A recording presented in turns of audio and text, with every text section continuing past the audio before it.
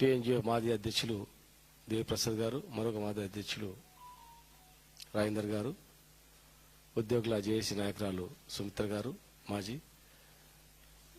Teachers union రాష్ట్ర మాజీ నాయకులు భుజంగరావు గారు, ఇంకా చాలా మంది అనుభవజ్ఞులైనటువంటి మా ఉద్యోగ సంఘ నాయకులతో ఇంతకుముందే మాట్లాడి చర్చించి ఈ రాష్ట్రంలో లక్షలాది మంది ఉద్యోగులు ఈ ప్రభుత్వం ఇచ్చిన హామీలను నమ్మి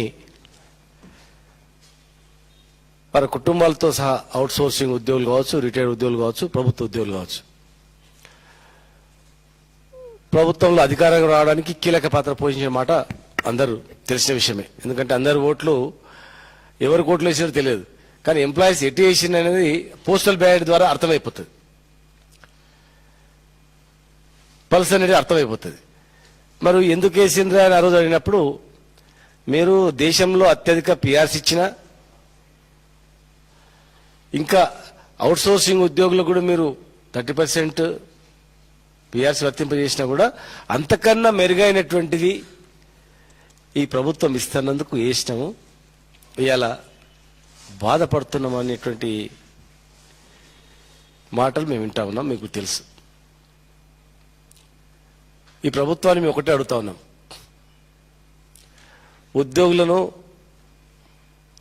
వేధించిన, ఉద్యోగులను ఇచ్చిన హామీ నెరవేర్చకపోయినా మేము ఎట్టి పరిస్థితుల్లో ఊరుకోం. తెలంగాణ రాష్ట్రం రావడానికి మేము ప్రధాన కారణం. కేసీఆర్ గారు రాజకీయ ప్రక్రియ ద్వారా తెలంగాణ ఉద్యమాన్ని శ్రీకారం పుట్టినప్పుడు వారి వెన్నంటూ ఉండి సకల జనుల సమ్మె, సహాయ నిరాకరణ నుంచి అనేక ఉద్యమాలు, మిలియన్ మార్చ్, సాగరహారం, సంసద యాత్ర, సమరబేరి అన్నిట్లో ప్రధాన భూమిక పోషించింది తెలంగాణ ఉద్యోగులు. నాడు మన్మోహన్ సింగ్ ప్రధానమంత్రి గారికి కేసీఆర్ గారు మమ్మల్ని తీసుకుపోయి కల్పించినప్పుడు వీళ్ళందరూ కూడా ఉద్యోగ సంఘ నాయకులు అంటే వీళ్ళకేం సంబంధము, తెలంగాణ వస్తే వీళ్ళకేం లాభమా అని అడిగింది అందరి ముందర. ఏం రాదు, మరి ఏం రాకుండా ఎందుకు కొట్లాడుతున్నారంటే తెలంగాణ ప్రజల గురించి అంటే ఆయన ఆశ్చర్యపోయిండు.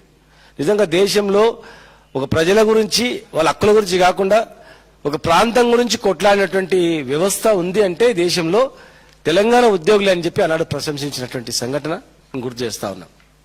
మాకు అందరికన్నా ఎక్కువ బాధ్యత ఉంటుంది, ఉద్యోగులకు కానీ, వ్యవసాయ కుటుంబాలకు కానీ, కులవృత్తులకు కానీ, ఎవరికి అన్యాయం జరిగినా మాకు ఇక్కడ ఉన్నటువంటి మేమందరం కూడా ప్రశ్నిస్తాం, వెంటాడతాం, అమలు చేసే దిశగా మేము చేస్తాం. మా ప్రభుత్వంలో కూడా మేము కొట్లాడినాం, చాలా వరకు చేయించినాం, కొంచెం కాకపోవచ్చు కాక.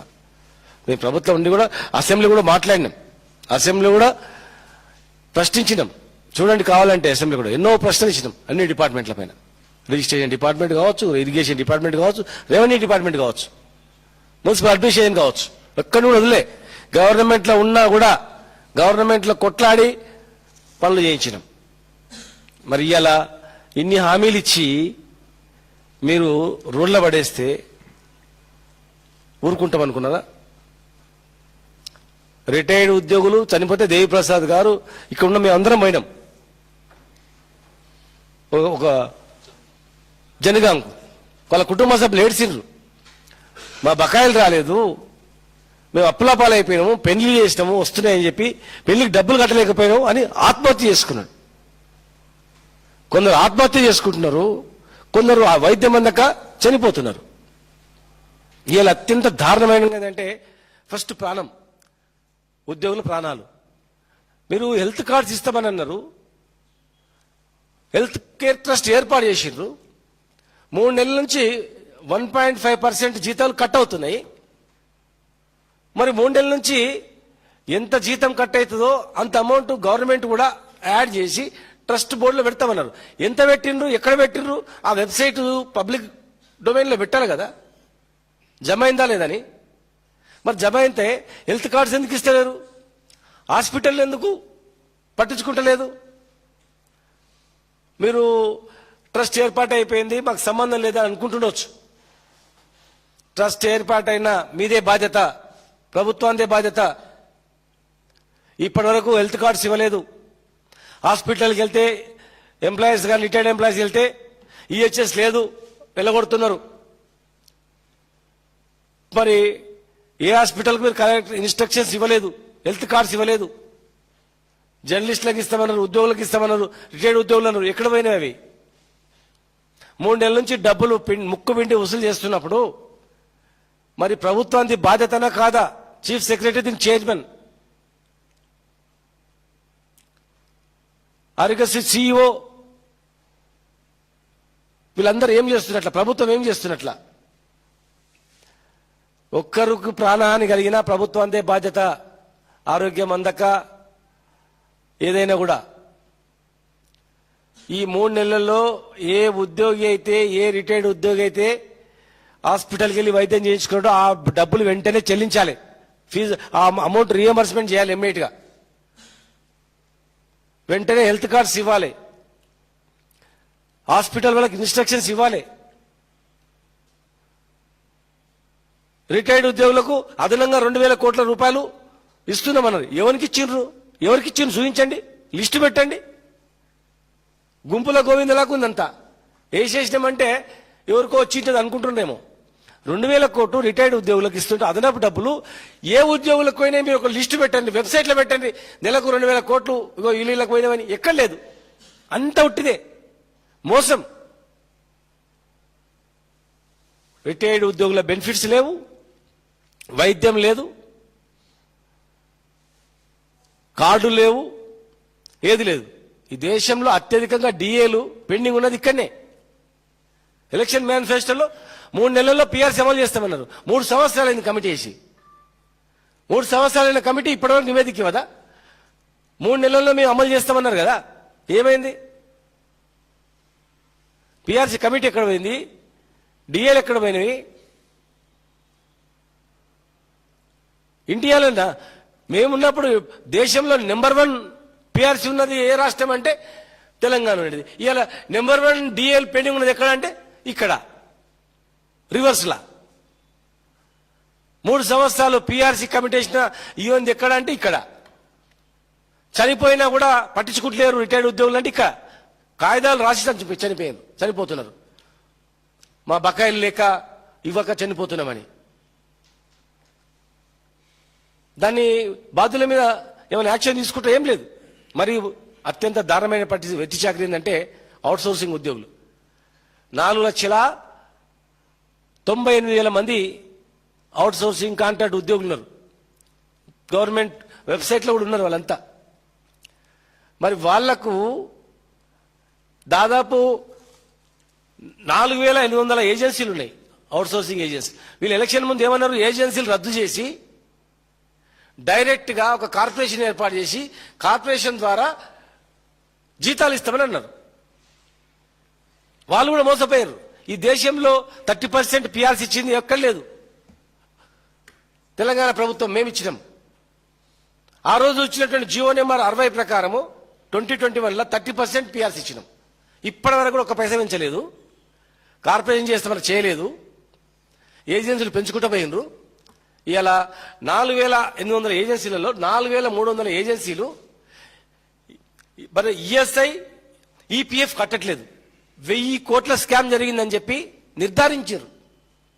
గవర్నమెంట్ అధికారులే వెరిఫై చేసి 1,000 కోట్లు స్కామ్ జరిగింది, 1,000 కోట్లు వీళ్ళు తిన్నారని. కాంట్రాక్ట్ ఉద్యోగి రిటైర్డ్ అయిన తర్వాత అయిపోయిన తర్వాత మిలిగేది ఆ పైసలే, ఈ కట్టిన పైసలే. 1,000 కోట్లు వీళ్ళు తిన్నారని చెప్పిన తర్వాత ఒక్కరి మీద కూడా యాక్షన్ లేదు, ఒక్కరి మీద ఎంక్వైరీ లేదు, ఒక్క ఏజెన్సీ రద్దు కాలేదు. అంటే ఎవడు తిన్నాడు? 1,000 కోట్లలో ఎవరిని నష్టమని తిన్నా? 1,000 కోట్ల 2,000 కోట్ల ఎన్ని? నెల జీతం ఇస్తామన్నారు కదా. మరి ఈ 4,98,000 మంది కాంట్రాక్ట్ ఉద్యోగులు ఉన్నారు కదా, వాళ్ళకు నెలలు వస్తున్నాయా? అడగండి. 2 నెలల నుంచి మున్సిపాలిటీ రాలేదు, పంచాయతీరాజ్ డిపార్ట్మెంట్ రాలేదు, ఫారెస్ట్ డిపార్ట్మెంట్ రాలేదు, హెల్త్ డిపార్ట్మెంట్ రాలేదు, హాస్పిటల్స్ కొంతమంది రాలేదు, అగ్రికల్చర్ డిపార్ట్మెంట్ రాలేదు. మరి ఎవరికి వచ్చినట్ల నెల జీతాలు? కొన్ని డిపార్ట్మెంట్లో ఏజెన్సీలకు ఇస్తున్నారు, కానీ ఏజెన్సీలు వేకేయట్లేదు. ఎవడన్నా సూపర్వైజ్ చేస్తుండా? లేదు. కనుక మేము వెంటనే డిమాండ్ చేస్తున్నాం, కార్పొరేషన్ ఏర్పాటు చేస్తామని మీరు అన్నారు. అవుట్సోర్సింగ్ ఎంప్లాయీస్కు కార్పొరేషన్ ఏర్పాటు చేసి నేరుగా డైరెక్ట్గా ఎంప్లాయీస్ జీతాలు వచ్చేటట్లు చేయండి. ఈ 1000 కోట్ల స్కామ్ బయట తీయండి, కక్కిపియండి. ఎంప్లాయీస్ చెమట రక్తంతో సంపాదించిన డబ్బులు ఏజెన్సీలు తిన్నాయంటే, ఏజెన్సీలు 1000 కోట్లు దాదాపు 50% ఏజెన్సీలు వెరిఫై చేస్తేనే 1000 కోట్లు వెళ్ళింది. మరి మొత్తం చేస్తే ఎన్ని వేల కోట్లు వెళ్తుందో.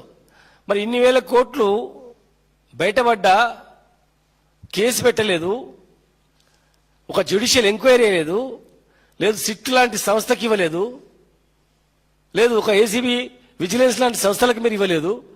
ఇవ్వకుండా 1000 కోట్ల కుంభకోణాన్ని మీరు కప్పిపుచ్చిరంటే దీనిలో ఎవరిదన్నా హస్తం ఉందా? ఏ మంత్రిదన్నా హస్తం ఉందా? మాకు తెలిసినంత వరకు ఒక మంత్రి హస్తం ఉంది, ఒక మంత్రి దగ్గర వ్యక్తి దీనిలో ఉన్నాడు, అందుకే కేసులు కానియకుండా నొక్కి పెట్టిందని. అంటే 1000 కోట్ల భూములు పోతున్నాయి, నిధులు పోతున్నాయి, చివరికి జీతాలు కూడా వదట్లేదు వీళ్ళు. కార్పొరేషన్ ఏర్పాటు చేయకుండా మొన్న మహాత్మా గాంధీ యూనివర్సిటీలో 140 పోస్టులు వస్తే 3 లక్షలకు పోస్ట్ అమ్ముకున్నారు.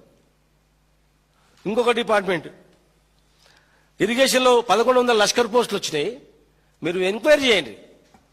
1100 లష్కర్ పోస్టులలో 3 లక్షలకు ఒక లష్కర్ పోస్ట్ అమ్ముకున్న చూడండి, వెరిఫై చేయండి. లేదంటే మీరు ఒక విజిలెన్స్ డిపార్ట్మెంట్కి ఇవ్వండి, ఓ నిజాయితీ గల పోలీస్ ఆఫీసర్కి ఇచ్చి లేదా రిటైర్డ్ జడ్జికి ఇచ్చి ఎంక్వైరీ చేయమని చెప్పండి. మోసపోయి ఇస్తున్నారు. ఇన్ని జరుగుతూ ఉన్నాయి. ఇన్ని జరుగుతున్నా ఏం పట్టినట్లు కూర్చుంటే ఊరుకోం. ఖచ్చితంగా అవుట్సోర్స్ ఏజెన్సీల జీతాలు పెంచాలి, వాళ్ళను కార్పొరేషన్ ఏర్పాటు చేయాలి. మరి ఈ డిఎల్ఈఎల్ గవర్నమెంట్ పేఆర్సీ ఇస్తాను, అది పోయింది, అన్ని పోయినాయి, ఎన్నో ఇచ్చింది. చాలా మా దేవిప్రసాద్ గారు చెప్తారు డీటెయిల్. ఇంకా ఇవన్నీ దివాలా కోరి పనులు. ఇవన్నీ ఎవడు పట్టింపు లేదు, అక్కడ ఎవడు పట్టు లేదు, పాడలేదు, ఎవడు చూసేటోడు లేడు, ఎవడు అన్ని అబద్ధాలు మాట్లాడడం తప్ప ఏం లేదు. తెలంగాణ నాశనం చేసేసారు వాళ్ళు. మనం చెప్పిండ్రు అన్నారం సుందిల్లాలో పగుళ్ళు వచ్చినాయి, మొత్తం అది అది అది కడితే మొత్తం కొట్టుకపోతుంది, లేకపోతే మొత్తం ఏదో ఊరు మునిగిపోతుంది అని ప్రచారాలు చేసిండ్రు. ఇవాళ ఏమైంది? CWPRS సంస్థ ఏమిచ్చింది? ఏం లోపాలు లేవని ఇచ్చింది. అంటే ఆ దాని పేరు మీద 3 నెలలు మీరు రిపేర్ చేయకుండా తెలంగాణను లక్షల ఎకరాలు 30 లక్షల ఎకరాలు నీళ్ళు వచ్చేటువంటి పెద్ద ప్రాజెక్టును బొంద పెట్టేసాం. చివరకు మళ్ళీ అదే దిక్కైంది. కేసీఆర్ కట్టినటువంటి కాళేశ్వరమే దిక్కైపోయింది. ఇటు నీళ్లు దోసుకపోతున్నారు, ఇటు ఉద్యోగాలు దోసుకపోతున్నారు, పనిచేసేటోళ్లకు జీతాలు ఇవ్వట్లేదు. కొంతమందిని మభ్యపెట్టినంత మాత్రం జరిగేదేం లేదు. మేము గమనిస్తున్నాం, చూస్తున్నాం. మేము గమనిస్తున్నాం, చూస్తున్నాము. సరే కానీ ఇప్పుడు తిరగబడే రోజులు దగ్గర వచ్చినాయి. ఇమ్మీడియట్గా ఇవన్నీ పరిష్కారం చేయకపోతే ఊరుకోము. సమానంగా పనిచేస్తున్నారు. సుప్రీంకోర్టు గైడ్ లైన్స్ ప్రకారం సమాన పనికి సమాన వేతనం మేము ఇస్తామని ఎలక్షన్లో అనౌన్స్ చేసింది. మరి సమాన వేతనం ఎక్కడుంది? సమాన పని ఎక్కడ ఉంది? ఎక్కడ లేదు. కనుక ఏజెన్సీలు రద్దు చేయాలని మేము డిమాండ్ చేస్తున్నాం. ఖచ్చితంగా మీరు భయపెట్టించి ప్రభుత్వాన్ని నడిపించుకోవాలంటే ఏదో అర్పించి మాట్లాడించి నడుపుతాం, ఎవరు మాట్లాడతారు అనుకుంటే కుదరదు. ఏ ఒక్క రిటైర్డ్ ఉద్యోగి చనిపోయినా బాధ్యత ప్రభుత్వాందే. వెంటనే సపరేట్ సెల్ ఏర్పాటు చేసి క్యాష్లెస్ ట్రీట్మెంట్, ఎంత ఎంత వైద్యం ఖర్చైనా సరే, ఎన్ని డబ్బులు ఖర్చైనా సరే ప్రభుత్వందే బాధ్యత. ఎప్పుడు కూడా వసూలు చేయలేదు. 1.5% ఎప్పుడు వసూలు చేయలే.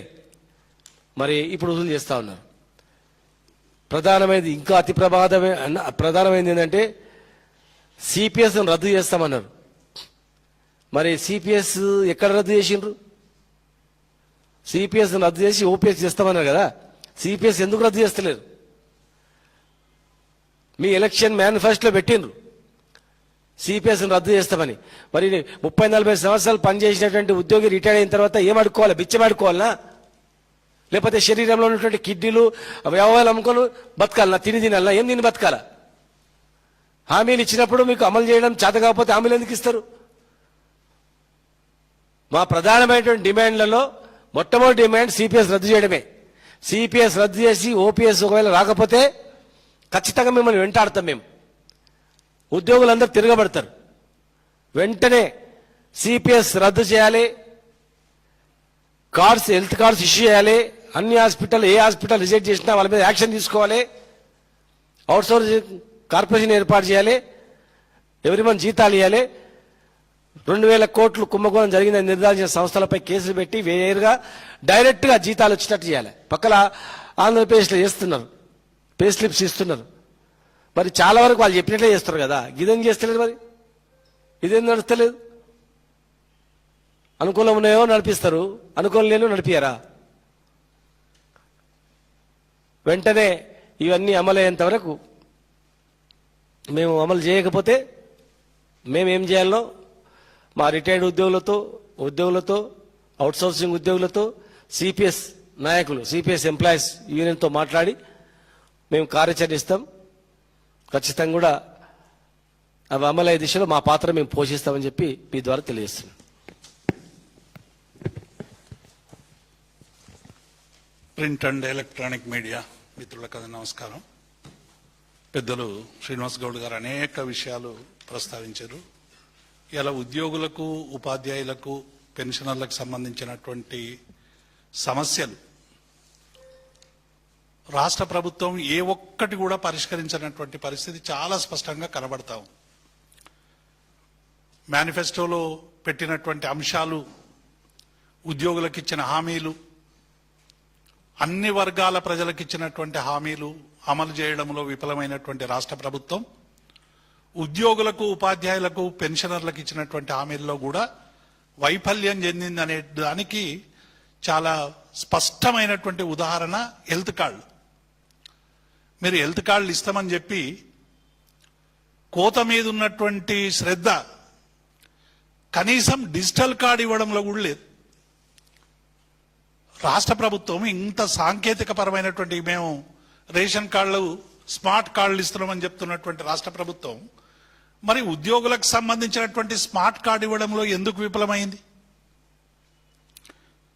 3,61,955 మంది పెన్షనర్లు, 4,38,594 మంది ఉద్యోగులు. వీళ్ళకి అదనంగా ఇంతకుముందు పెద్దలు శ్రీనివాస్ గౌడ్ గారు చెప్పినట్టు 4,98,000 అవుట్ సోర్సింగ్ కాంట్రాక్ట్ ఉద్యోగులు. అంటే దాదాపుగా 15-16 లక్షల కుటుంబాలకు సంబంధించినటువంటి అంశం మీద ఈ రాష్ట్ర ప్రభుత్వం వహిస్తున్నటువంటి నిర్లక్ష్య పూరితమైనటువంటి ద్రోహం. మీరు కార్డ్స్ ఇవ్వరు. హాస్పిటల్, నెట్వర్క్ హాస్పిటల్స్ 943 ఉన్నాయని గొప్పగా జూన్ 7 నాడు డిప్యూటీ సీఎం గారు ప్రకటించారు. 17 నాడు ట్రస్ట్ వేసిండ్రు.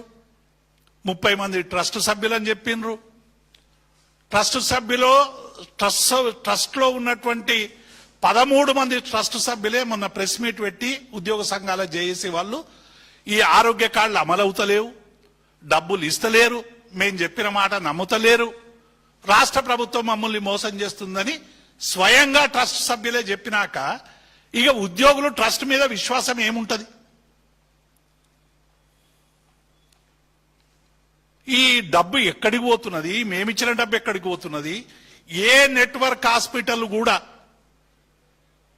మొన్న కాజా మైనుద్దీన్ అనేటువంటి టీచరు, సిద్దిపేటకు సంబంధించినటువంటి టీచరు 8.5 లక్షల రూపాయలు హాస్పిటల్లో కార్డు తీసుకపోతే నడవదు. 8.5 లక్షలు కట్టాలంటే ఏం చేయాలి?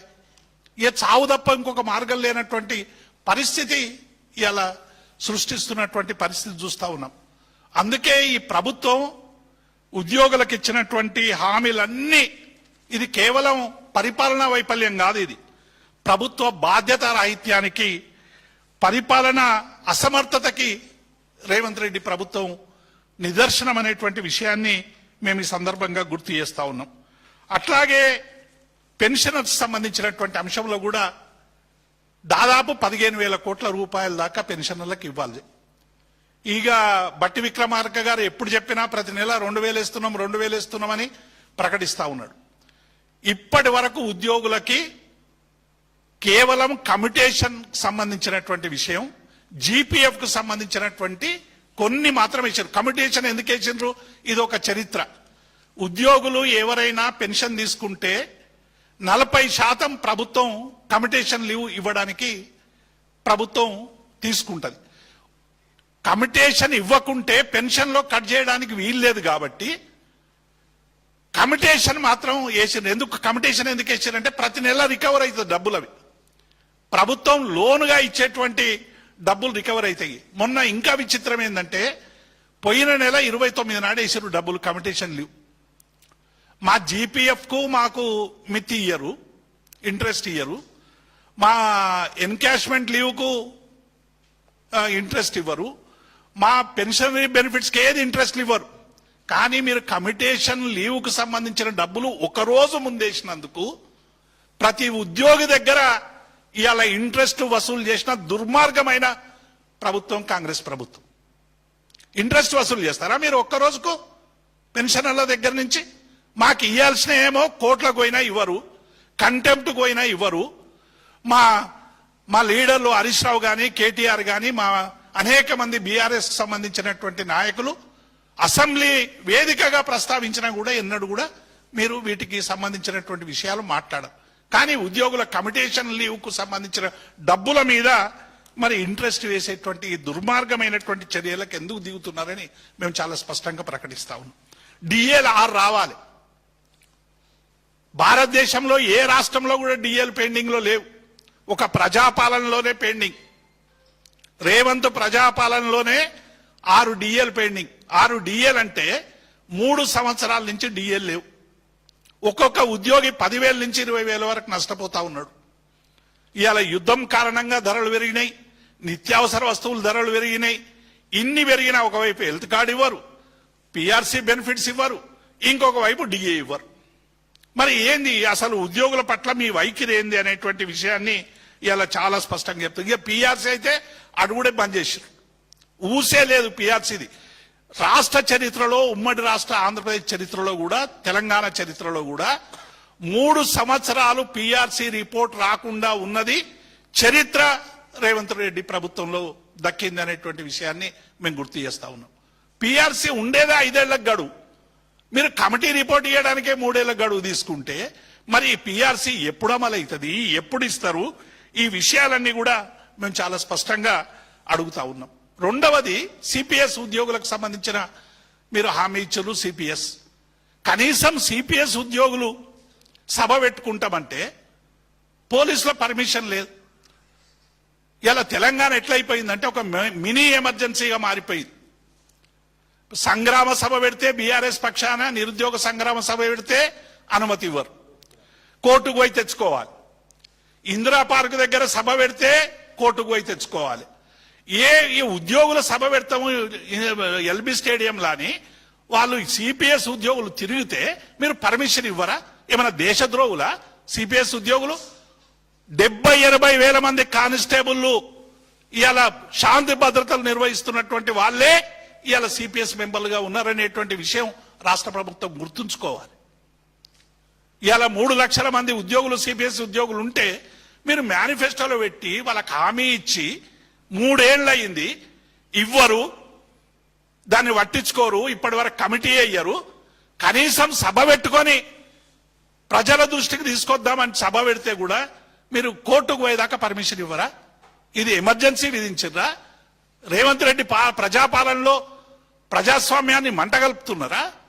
పోలీసు రాజ్యంగా మార్చేస్తున్నారా? సనత్ నగర్ టిమ్స్ ఆసుపత్రికి పోతామంటే మా శ్రీనివాస్ యాదవ్ గారిని, మా శ్రీనివాస్ గౌడ్ని, మా హరీష్ రావు గారిని ఇంటికళ్ళే కాలు బయటకు పెట్టకముందే అరెస్ట్ చేస్తున్నారు. అంటే ఆసుపత్రులు చూడొద్దు, ప్రజలకు చెప్పొద్దు,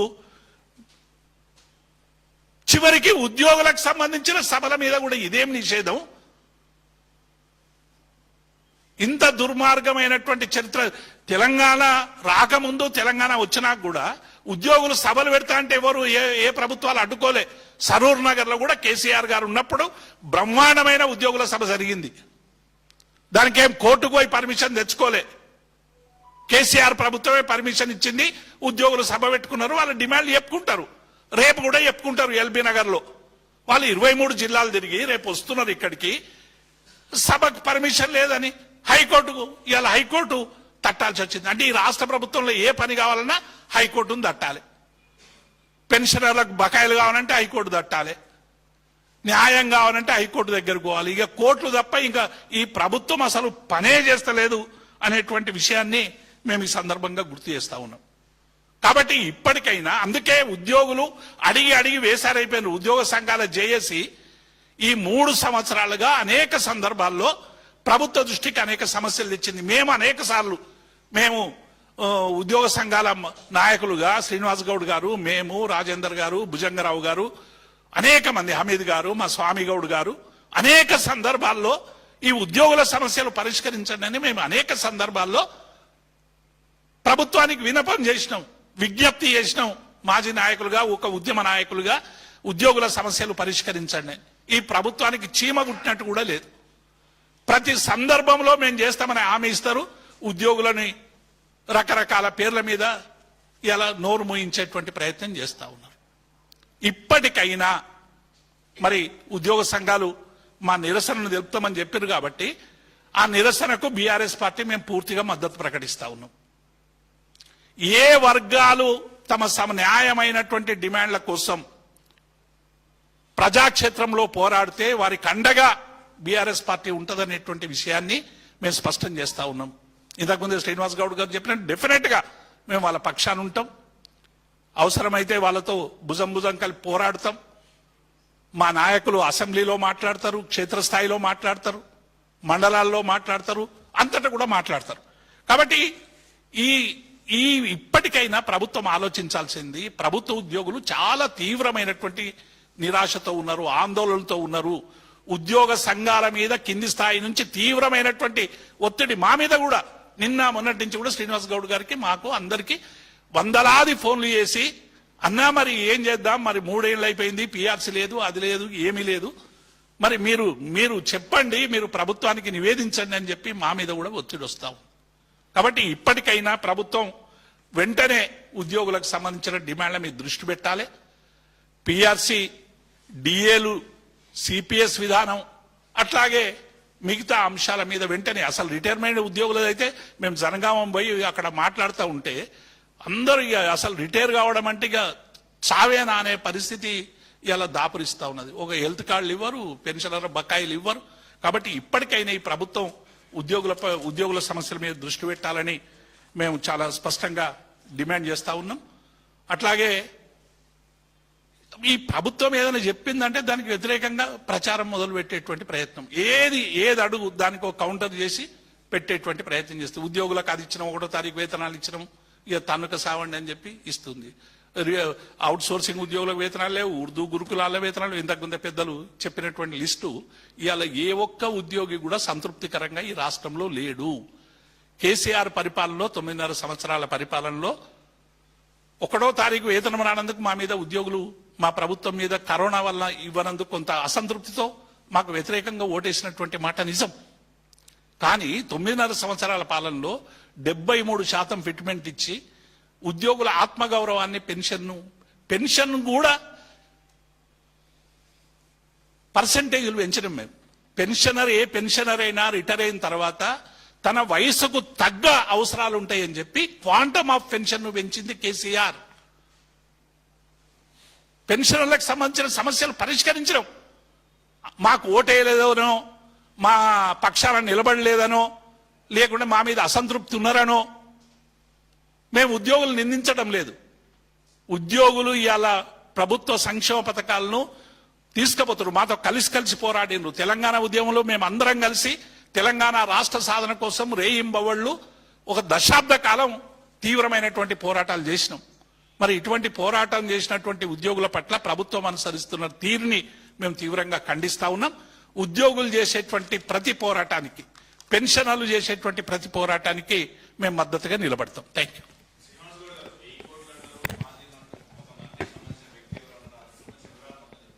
మీరే విశ్లేషించండి. ఇప్పుడు గవర్నమెంట్లో ఒక 100 కోట్ల స్కామ్ అంటే ఎమ్మబడతారు, బయటేస్తారు. ప్రముఖ పత్రికలలో ప్రచురితమైంది, ఎంక్వైరీలో 1000 కోట్లు నిర్ధారణ చేసినది. ఇంకోరు 2000 కోట్లు అన్నారు. 50% ఏజెన్సీలను వెరిఫై చేస్తేనే 1000 కోట్లు నిర్ధారణ ప్రభుత్వమే అధికారులే గుర్తించినప్పుడు 1000 కోట్లు గుర్తించిన దాని మీద ఒక ఎఫ్ఐఆర్ అయిందా, ఒక ఎంక్వైరీ కమిషన్ వేసిండ్రా, లేకపోతే ఏం చేసిండ్రు? ఎవరు వస్తూ ఉంటే ఈ ప్రభుత్వంలో ఒక పని, ఒక భూమి గుంజుకున్నారంటే కేసు కాలేదంటే దానికి ఎవడు ఉంటేనే కదా జరుగుతున్నాయి అంశాలు చూస్తున్నాం కదా. చిన్న ఇష్యూనేమో పెద్దగా చేస్తున్నారు, పెద్ద పెద్ద ఇష్యూస్ పట్టించుకోవట్లేదంటే దానికి ఏమైనా నష్టం ఉంది? ఇప్పుడు నేను అన్నా అనుకో పలానా మంత్రి అని, దానికి మళ్ళా కౌంటర్ మీరే విశ్లేషించండి. మరి ఎవడు ఏ మంత్రి అనేది? ఏ మంత్రులు డబ్బులు పోస్టులకు అమ్ముకుంటున్నారు? ఇరిగేషన్లా, మహాత్మా గాంధీ యూనివర్సిటీలా మీరు రిపోర్టర్ను పంపండి, ఎంక్వైరీ చేయించండి. 1100 పోస్టులు కదా ఇరిగేషన్లో, 140 పోస్టులు మహాత్మా గాంధీ యూనివర్సిటీలే కదా. ఆ జిల్లా రిపోర్టర్ని మీరు అడగండి, ఆ డిపార్ట్మెంట్ రిపోర్ట్ని అడిగి ఎంక్వైరీ చేయించండి. 24 అవర్స్లో మీకు బయటపడుతుంది కదా ఎవరు వస్తున్నది. తర్వాత ఈ 1000 కోట్ల స్కామ్ ఎవడు ఉన్నాడు అనేది. ఇవాళ ఒక చిన్న బిల్లు కావాలంటే ఏం జరుగుతుందో మీకు చూస్తున్నారు అన్ని. ఏం జరుగుతుంది? ఇలా ఎమ్మెల్యేలు కొట్టుకుంటున్నారు, మంత్రులు కొట్టుకుంటున్నారు. గవర్నమెంట్ ఉందా లేదా తెలుస్తలేదు, పబ్లిక్ కన్ఫ్యూజ్ అవుతున్నారు. ఎవరి నెల 2-3 నెలలకు ఓసారి ఒక ఇష్యూ డ్రామా నడుస్తుంది, ఇట్లా మళ్ళీ బంద్ అవుతుంది. ఎప్పుడైనా చూసిరా ఇట్లాంటి వ్యవస్థ? ఎవరికన్నా తెలంగాణ మీద, ఇరిగేషన్ మీద, రైతుల మీద, ప్రజల మీద, విద్యార్థుల మీద ఏమైనా ఉందా? అటు పాలిటెక్నికల్ విద్యార్థులను రోడ్ల మీద తీసుకొచ్చేసారు. వాళ్ళ పరిస్థితి అగమ్య గోచరంగా ఉంది. అటు అన్ఎంప్లాయీస్ది ఉద్యోగాలు లెక్క వాళ్ళు రోడ్ల మీద పడుతున్నారు. ఒకవైపు 14 లక్షల మంది విద్యార్థులు ఫీజు రియంబర్స్మెంట్ లేక చదువుకోలేకపోతున్నారు. ఇటు పనిచేస్తున్న ఉద్యోగుల పైసలు మెక్కేసిండ్రు, ఆందోళన చేస్తే భయపెట్టిస్తున్నారు. ఇలా విద్యార్థి సంఘాలు ఆందోళన చేస్తున్నాయి, ఉద్యోగ సంఘాలు స్టార్ట్ చేసినాయి, ఉపాధ్యాయ సంఘాలు కూడా పిలిపిస్తున్నాయి. ఉపాధ్యాయ సంఘాలు చేసినా, ఉద్యోగ సంఘాలు చేసినా, విద్యార్థి సంఘాలు చేసినా, రైతులు చేసినా, ఎవరు చేసినా ప్రజాపక్షాన మా సంపూర్ణమైన మద్దతు ఉంటుంది. ఎవరు భయపడకండి. మిమ్మల్ని వేధిస్తే కూడా మేము వెనుక నుంచి చూస్తే మూర్ఖం. కనుక ప్రభుత్వం పరిపాలన మీద పట్టులేదు. వాళ్ళకు ఇక రామని తెలిసి ఎవరి పల్లె వాళ్ళు ఉన్నారు అంతే, ఎవరు సర్దుపాట్ల వాళ్ళు ఉన్నారు తప్ప ఏం లేదు. ఒక్కటి బాగా అయిందని చెప్పింది ఏం లేదు. 8 లక్షల కోట్లు అప్పు తెచ్చి ఒక స్కీమ్ చేసినట్లు ఒక్కటి కూడా లేదు చెప్పడానికి. అబద్ధాలు అప్పు అప్పు అప్పు అని చెప్పడం తప్ప, మాటలు తప్ప ఏం లేదు.